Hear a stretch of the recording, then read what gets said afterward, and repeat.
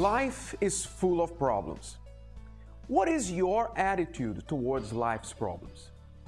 And if you have faith in God, what role does your faith play in solving those problems? Well, we know that God never promised anyone a trouble-free life. Quite the contrary. But He did say that while we went through trouble, He would be there with us, to help us, to deliver us from them.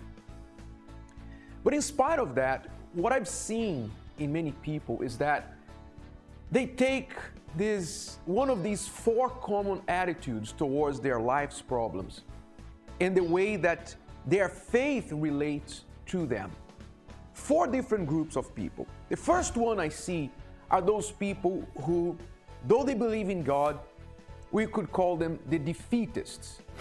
They are people who have resigned themselves to their problems. They have accepted their situation as final and as impossible to be changed. These people have given up trying, given up hope, given up any idea of fighting to improve their life. They have already settled because their favorite phrase is, well, that's life. Meaning, bad stuff happens to people all the time and there's no way that we can change that. So for these people, the defeatists, God's power doesn't mean much. The second group of people I notice are those people who say, or their attitude is, what will be, will be. They say that they are strong believers, but according to them, you can never know what's on God's mind concerning our problems. In other words, you don't know if God wants us to be sick or healed, if God wants us to be poor, or to have just enough, or to be rich and prosperous. You never know if God meant for you to be alone, or to be happy in your love life, etc. So they believe that God is mysterious, and therefore they don't even think that their faith can move God's hand in their favor. And since they fear not being answered and having their faith shattered if they pray and don't get what they want, so they just prefer not to try praying for help at all.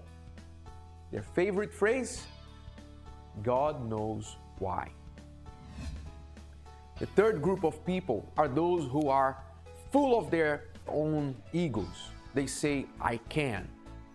They believe in themselves. Their favorite phrase is, well, I got myself into this hole, I will dig myself out of it.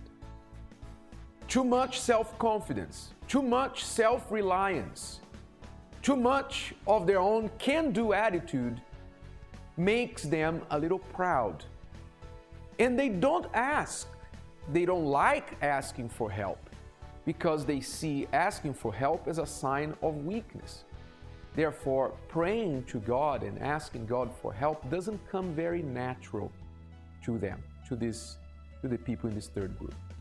Now, the fourth group of people are those who understand that their problems are actually God's problems.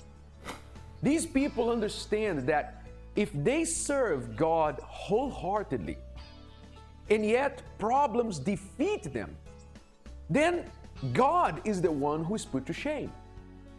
So they see their problems as actually God's problems. And because they view their problems that way, they don't accept to fall before them.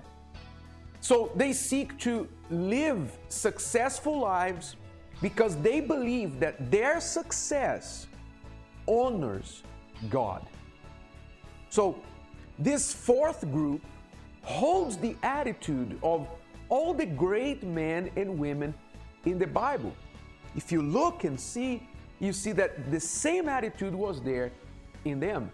They believed that their victory, their success was to God's honor. And therefore they put God's honor above their own. And in return, God exalted them. What is the lesson for us?